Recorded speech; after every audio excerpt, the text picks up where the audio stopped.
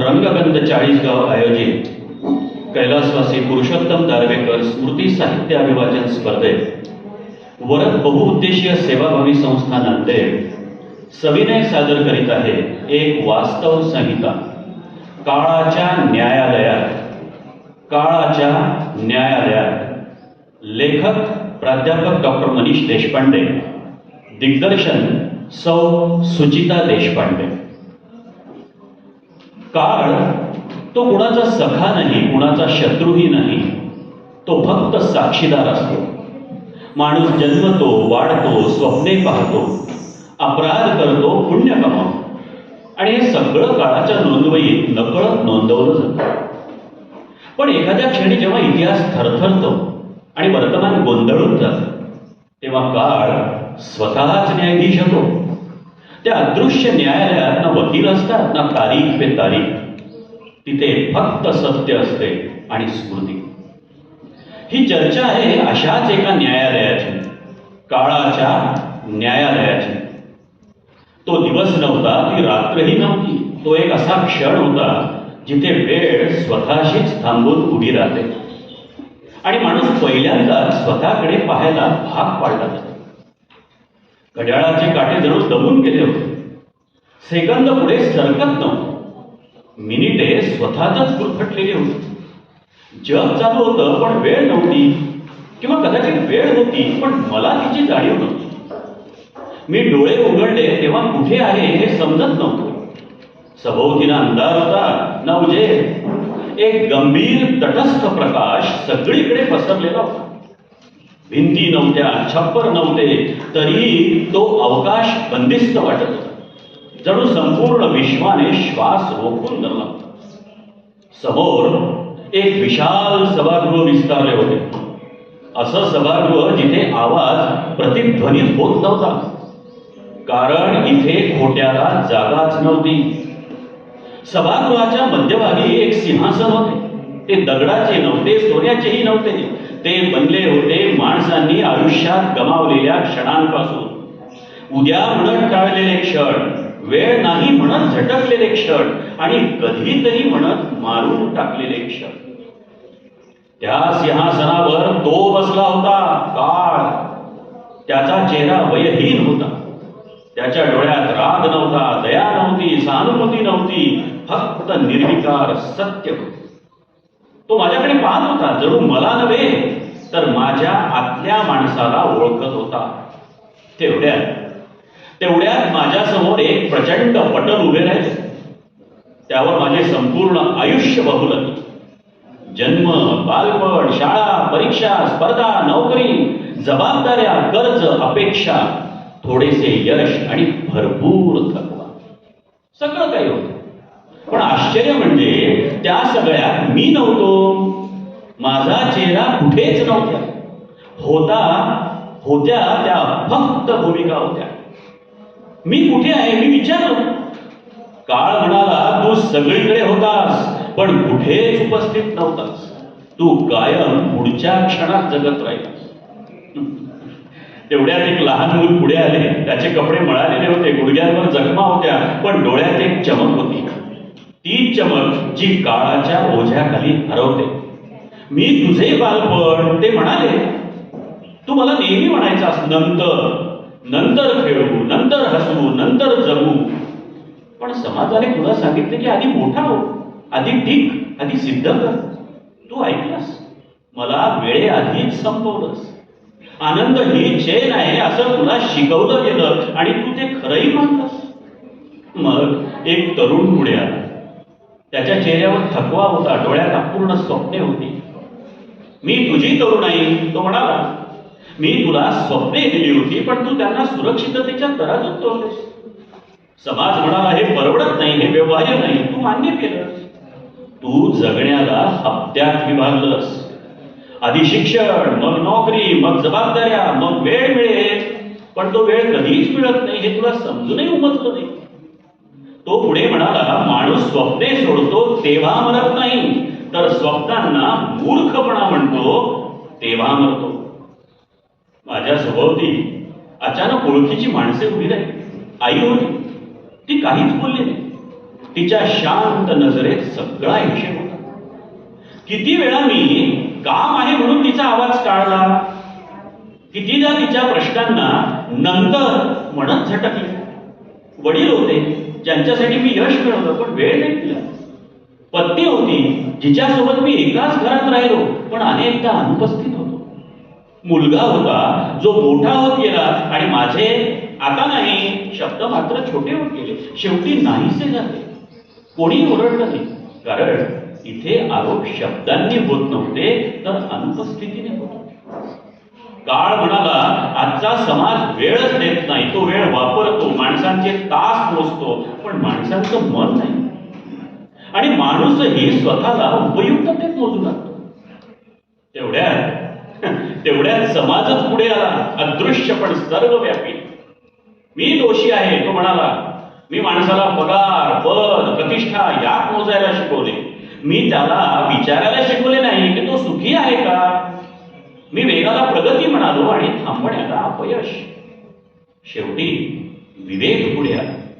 तो शांत होता, कारण सत्याला कधीच घाई नसते. हा माणूस वाईट नाही तो म्हणाला, तो गुन्हेगार नाही, तो फक्त सतत घाईत आहे. तो जगण्याऐवजी आयुष्याची तयारीच करत राहिला. तो म्हणत राहिला एक दिवस निवांत जगू, पण तो दिवस कधी आलाच नाही. काळ उभा राहिला, सभागृह थरथरले. निर्णय सोपा आहे तो म्हणाला, मी शिक्षा देत नाही, शिक्षा माणूस स्वतःला देतो. मी फक्त आरसा दाखवतो. मी तुला अजून वेळ देतो पण लक्षात ठेव, वेळ म्हणजे वर्षे नाही, वेळ म्हणजे जाणीव. तू जर प्रत्येक क्षणात उभा राहिलास, उपस्थित राहिलास तर वेळ कमी पडणार नाही. आणि जर तू आजही नंतर म्हणशील तर माझ्या न्यायालयात पुन्हा येशील. आज मला कळलं होतं की काळ आपला शत्रू नाही. आपली संवेदनशीलता वा असंवेदनशीलता, आपली घाई, आपली सततची टाळाटाळ हीच तर खरी आपली शिक्षा आहे. आणि काळाचे न्यायालय कुठे दूर नाही, ते आपल्या प्रत्येक उद्या, प्रत्येक दुर्लक्ष, प्रत्येक जगलेल्या क्षणात उभे असते. काळ आणि माणूस याचं नातं खरं तर फार विलक्षण आहे. काळ न दिसता सर्वत्र असतो तर माणूस दिसत असूनही अनेकदा स्वतःपासून दूर असतो. काळ चालत राहतो, माणूस त्या चालण्याला अर्थ देण्याचा प्रयत्न करतो. तर श्रोते हो, काळ या विषयाला धरूनच आज आपण एक चर्चासत्र आयोजित केलं. या चर्चासत्रात भाग घेत आहेत ज्येष्ठ नाटककार व अभ्यासक श्री गणेश गोरे. नमस्कार. शैक्षणिक क्षेत्रात ज्यांचं अमूल्य योगदान आहे ते डॉक्टर कृष्णानंद पाटील. नमस्कार. संगीत व नाट्य क्षेत्रात अविरत कार्य करणाऱ्या सौ अंबालिका शेट्टे. नमस्कार. आणि मराठी विषयाचे व्यासंगी प्राध्यापक सुकृत भोसकर. नमस्कार. नमस्कार. तर सुकृत, आता ही चर्चासत्र आणि याचं सुकाणू आता मी तुझ्याकडे सोपवतो. धन्यवाद सर. तर माणूस काळ मोजतो, घड्याळ, तारखा, वर्षा, पण काळ माणसाला मोजतो त्याच्या सहनशक्तीत, त्याच्या प्रतीक्षेत आणि त्याच्या गमावण्यात. त्यामुळे काळ हा केवळ वेळ नसून माणसाच्या जीवनाचा मौन साक्षीदार आहे. काळ मला कधी भेटला नाही, तो नेहमी माझ्या आधीच येते होता. मी जन्मलो तेव्हा तो चालूच होता. मी चालायला शिकलो, मी बोलायला शिकलो, स्वप्न पाहायला शिकलो, पण काळ थांबला नाही. तो माझ्याकडे पाहून हसला नाही, माझ्या दुःखावर तो थांबला नाही आणि माझ्या आनंदावर त्याने कधी टाळी वाजवली नाही. काळ फक्त पुढे चालत राहील.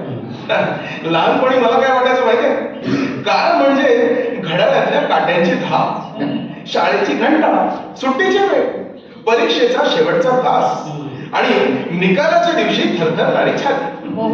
पण जसं जसं वय वाढत गेलं ना, तसं तसं उमजलं, काळ हा केवळ वेळ नाही, तो अनुभव आहे, ती जखम आहे, ती स्मृती आहे आणि कधी कधी तो गुन्हाही आहे. काळ कधीच कोणाच्या बाजूने उभा राहत नाही असं म्हणतात, पण खरंच का? काळाने युद्ध पाहिली, काळाने उपासना पाहिली, काळाने गुलामगिरी पाहिली, काळाने फासावर चढवलेले स्वप्नाळूही पाहिले. तो सगळं पाहत होता, पण तो थांबला. काळ माणसाला घडवतो, कधी मोडतोय. सुखाच्या क्षणी माणूस काळाला विसरतो, तर दुःखाच्या क्षणी त्याला तोच काळ असह्य वाटू लागतो. मात्र या दोन्ही टोकांवर माणसाला परिपक्व करणारा घटक म्हणजे काळच असतो. बरं, राजे बदलले, सत्ता बदलली, झेंडे बदलले, घोषणा बदलल्या, पण माणसाचं दुःख मात्र काळाच्या हेच राहील. यावर आपलं काय मत आहे डॉक्टर पाटील? सुकृत, मला काय वाटतं, माणूस काळात जगतो पण काळाला बदलण्याचा गर्व करतो.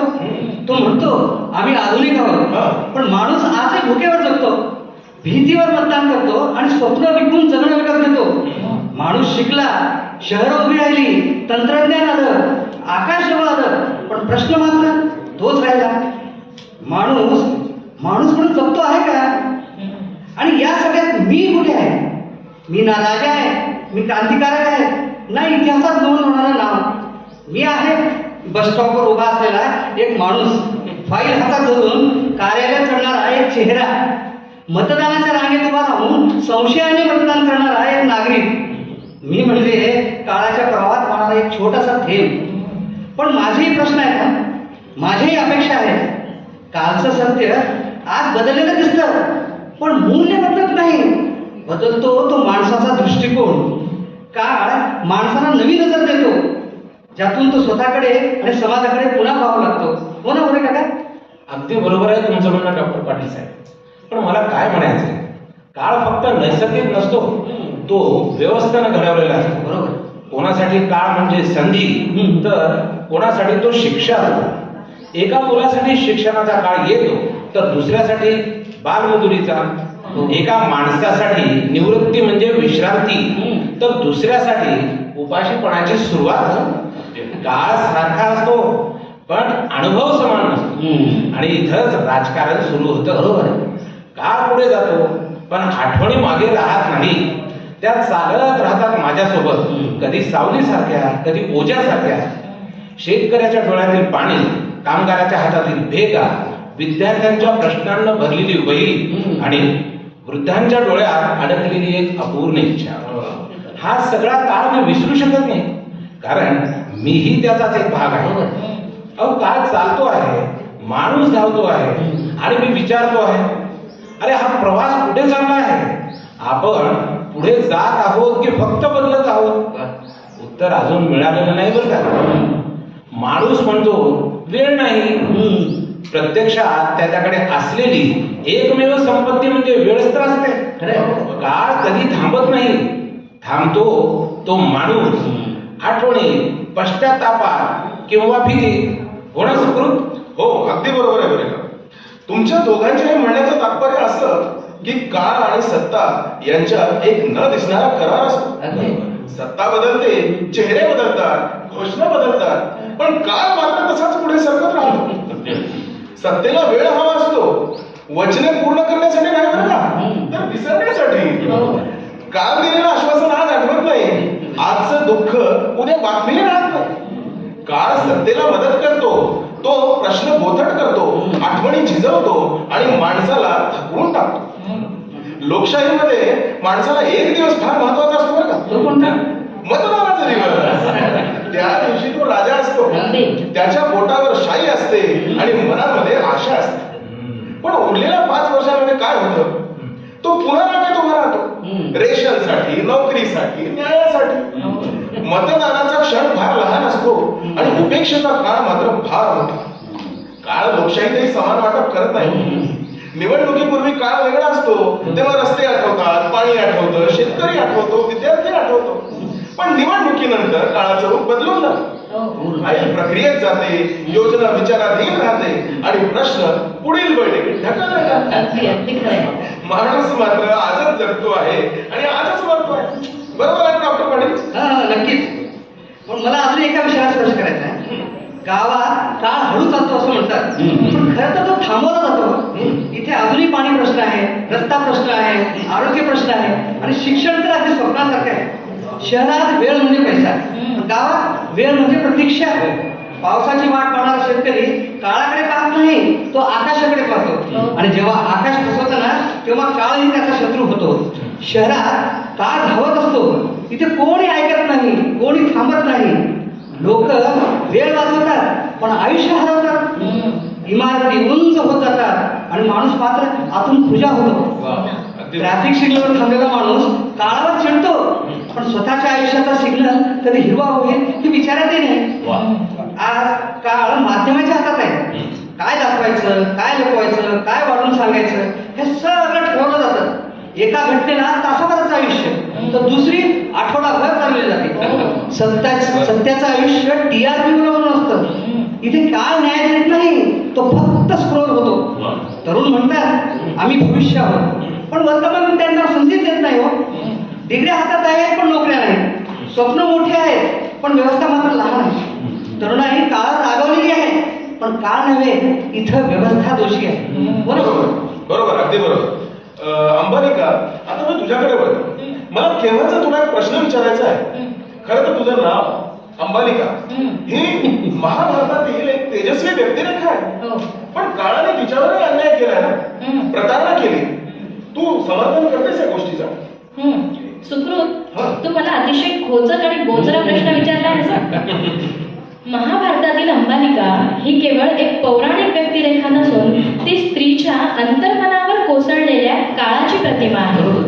अरे, विचित्र वीर्याच्या मृत्यूनंतर नियोग प्रथेअंतर्गत व्यासांशी तिचा झालेला संबंध हा प्रसंग तिच्या इच्छेपेक्षा काळाच्या आणि सत्तेच्या दबावाचे प्रतीक आहे. हो, अंबालिकेने डोळे मिटले कारण तिला भय वाटले, पण त्या भयामागे असलेली सामाजिक असुरक्षितता काळानेच तर निर्माण केली होती ना. काय माहितीये का, आम्हा स्त्रियांसाठी काळ दुहेरी असतो. आम्ही कामं करतो, आम्ही घर सांभाळतो, आम्ही जगतोही, पण वेळ आमचा नसतो, हो की नाही? आमचं वय मोजलं जातं आणि आमच्या स्वातंत्र्याला काळाची मर्यादाही घातली जाते. काळ पुरुषांसारखा आमच्यासाठी मोकळा थोडीच असतो. सुकृत, काळ चालत राहतो, घड्याळाच्या काट्यातून, इतिहासाच्या पानातून आणि माणसांच्या स्मृतीतून. स्त्री मात्र काळाला चालायला शिकवते. कधी ती इतिहासात हरवते, नाव नसलेली आवाज दाबलेली. कधी ती वर्तमानात लढते, घर, रस्ता, कार्यालय, संसद, प्रत्येक ठिकाणी आपला वेळ मागत. आणि कधी ती भविष्याला जन्म देते, स्वतःच्या वेदनांवर अक्षरशः पांघरुण घालत. अरे, काळ म्हणतो मी तटस्थ आहे, पण स्त्री सांगते तटस्थतेच्या नावाखाली अनेकदा तिच्यावर अन्याय घडतो. काळाने तिला संस्कार दिले, बंधने दिली, परंपरेच्या साखळ्या दिल्या. अहो, स्त्रीनेच तर काळाला प्रश्न विचारायला शिकवले ना, विवेक सुद्धा दिला आणि संवेदनशीलतेची जाणीवही दिली. आज स्त्री काळाशी भांडत नाही, तीच त्याला घडवते आहे. कारण काळ बदलतो आहे, पण बदलाला दिशा देणारी स्त्रीच तर असते ना. हो ना भोरे काका? बरोबर आहे अंबालिका. स्त्रीवादी दृष्टीने पाहिले तर काळ हा कधीच तटस्थ नसतो. तो सत्ताधाऱ्यांच्या बाजूने झुकलेला असतो आणि सत्तेच्या कडेला उभी असलेली ती स्त्री नेहमीच वेळेच्या उशिरा पोहोचलेली मानली जाते. समान हक्क, समान वेतन, समान सन्मान हे प्रश्न काळाने आपोआप सोडवले नाही. स्त्रीला ते प्रश्न पुन्हा पुन्हा विचारावे लागले. म्हणून स्त्रीवाद हा काळाविरुद्धचा बंडखोर संवाद आहे. तो म्हणतो थांब, पुन्हा विचार कर.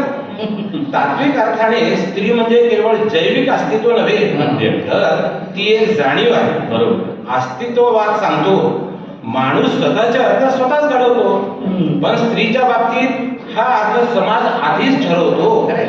काळ त्या अर्थांना नैसर्गिक ठरवतो. इथेच तात्विक संघर्ष उभा राहतो. स्त्रीला होण्याचा अधिकार आहे का तिला बनवले जाते? काळ तिच्यावर ओळखीचा शिक्कामोर्तब करत असताना स्त्री मी कोण आहे हा प्रश्न स्वतःला विचारते. हो ना अंबालिका?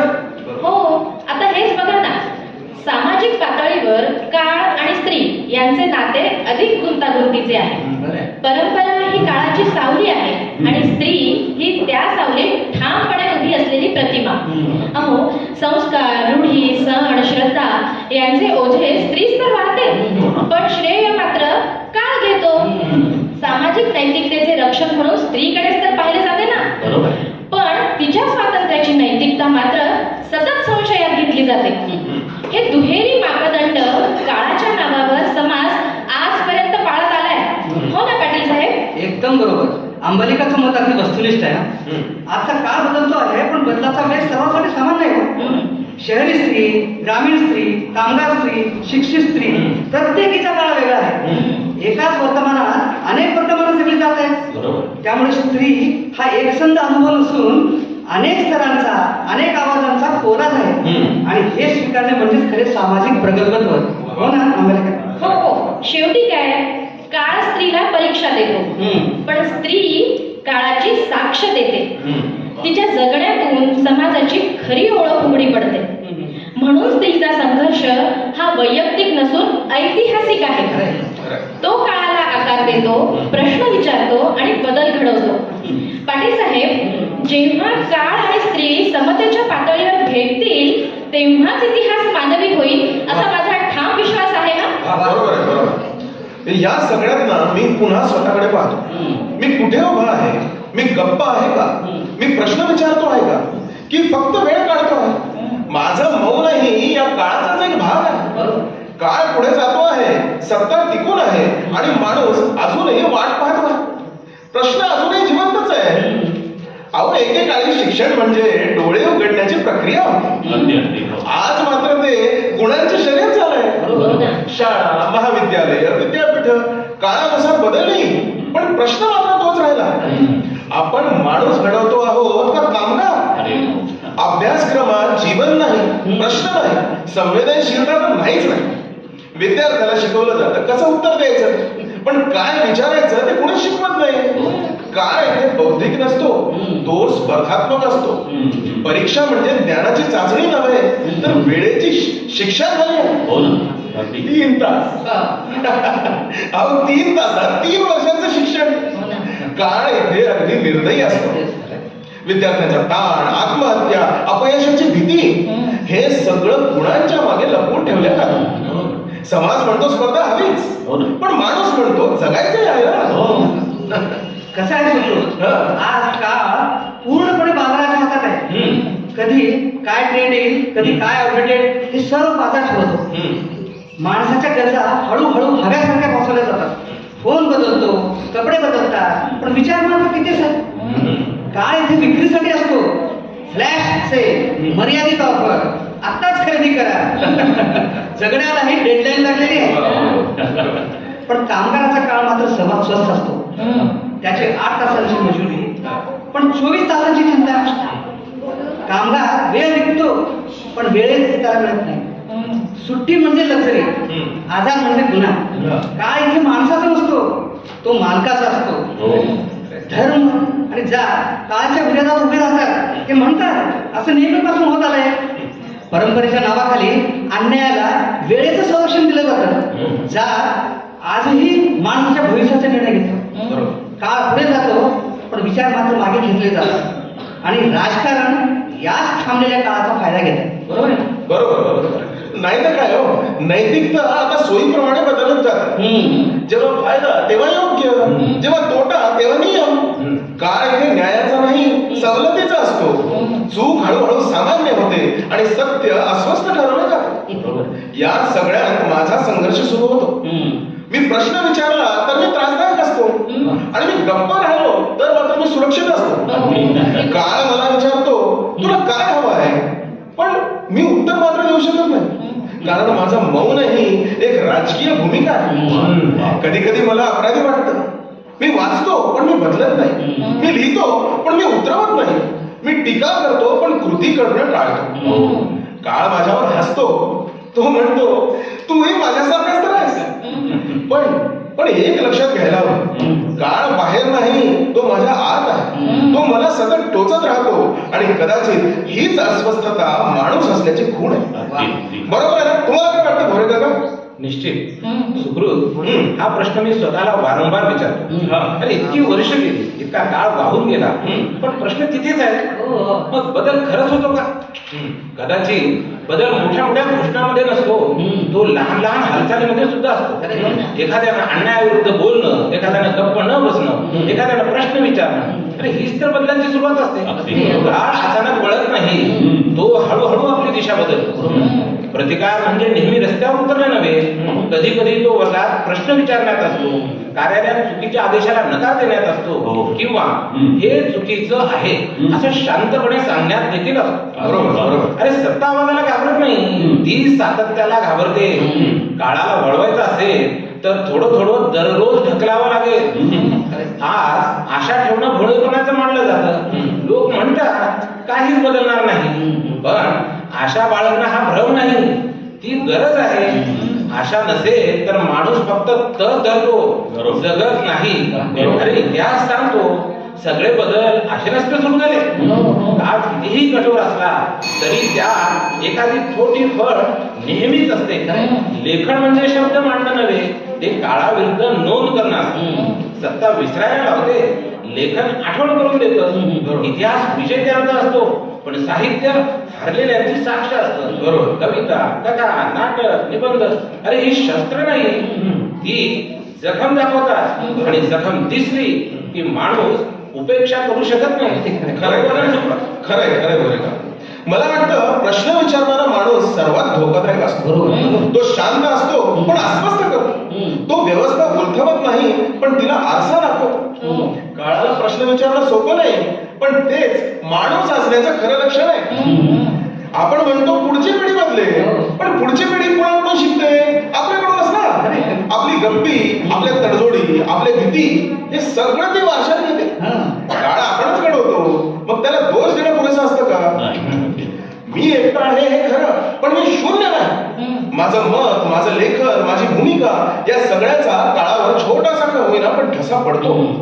काळ महासागर आहे आणि मी एक छोटा थेंब, पण महासागर सुद्धा थेंबानेच बनतो ना, नाही का डॉक्टर पाटील? हो हो, मलाही तेच वाटतं. The darkness is not complete, it just seems that way to us, but there is a light burning somewhere. Correct correct. काळ निर्दयी असू शकतो, पण तो अंतिम न्यायाधीश नाही.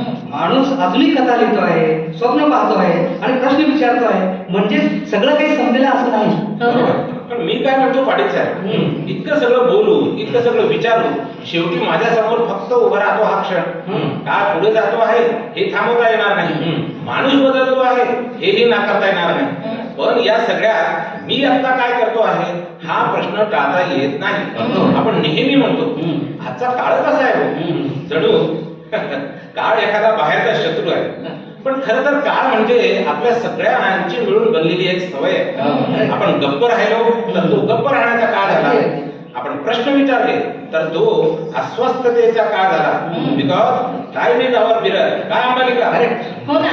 थोडक्यात काय तर माणूस स्वतःच व्यवस्था तयार करतो, त्यातच अडकतो, तोच कायदे बनवतो, तोच पळवाटा शोधतो, तोच अन्यायही करतो आणि तोच त्या विरुद्ध रडतोही. माणूस पीडितही आहे आणि दोषीही. ही जाणीव अस्वस्थ करणारी आहे, पण आवश्यक आहे बरं. अहो खरं तर या निबंधातले आपण नायक नाहीत, शुद्ध नाहीत, निर्भय नाहीत आणि आदर्शता नाहीच नाहीत, तर आपण गोंधळलेले आहोत. कधी स्वार्थी, कधी गप्प बसणारे आहोत. तरी पण आपण विचार करतो आणि विचार करणं हीच तर खरी सुरुवात आहे ना. सुकृत, आजचा काळ तटस्थ नाही. आपण काय बोलतो, काय वाचतो, काय सहन करतो हे सगळं राजकीय आहे. याचाच अर्थ असा आहे की तटस्थ राहणं म्हणजे सध्याच्या व्यवस्थेला मूक संमती देणं. काळ आपल्याला ही जबाबदारी देतो, पण तो जबरदस्ती करत नाही ना. बरोबर आहे, अगदी बरोबर. मी क्रांती करणार नाही हे मला माहित आहे, पण मी खोटं स्वीकारणार नाही, मी प्रश्न विचारणं सोडणार नाही, मी माणूस म्हणून संवेदनशील राहील. कधी कधी एवढंच पुरेसं असतं. इतिहास नेहमी घोषणांनी बदलत नाही, तो रोजच्या वर्तनाने बदलतो. भविष्य ठरलेलं नाही, ते सत्तेच्या हातात नाही. तुम्ही म्हणता तसं ते पूर्णपणे बाजाराच्या हातात नाही डॉक्टर पाटील. ते आपल्या आजच्या निवडीवर अवलंबून आहे. आपण काय सहन करतो आणि काय नाकारतो यावर आपला उद्या ठरतो. या सगळ्या विचारानंतर मला एवढंच म्हणायचं आहे की काळ मोठा आहे पण माणूस नगण्य नाही. मी एकटा आहे पण मी शून्य नाही. मी एकटा आहे पण मी शून्य नाही. म्हणून काळ आणि माणूस यांच्यात संघर्ष नाही तर संवाद. हा संवाद समजून घेतला तर माणूस अधिक सजग होतो. न समजल्यास काळ त्याला स्वतःच्या पावलांनी शिकवत जातो. काळ माणसावर राज्य करत नाही, पण माणसाच्या अस्तित्वाला शिक्षा देतो, दिशा देतो आणि त्या दिशेतूनच जीवनाला अर्थ प्राप्त होतो. आणि जोपर्यंत माणूस प्रश्न विचारतोय ना तोपर्यंत काळाला उत्तर द्यावंच लागेल. काळाला उत्तर द्यावंच लागेल. आपण सर्वजण या ठिकाणी आलात, साधक बाधक चर्चा झाली. आपणा सर्वांचे मनपूर्वक आभार. धन्यवाद. नमस्कार. नमस्कार.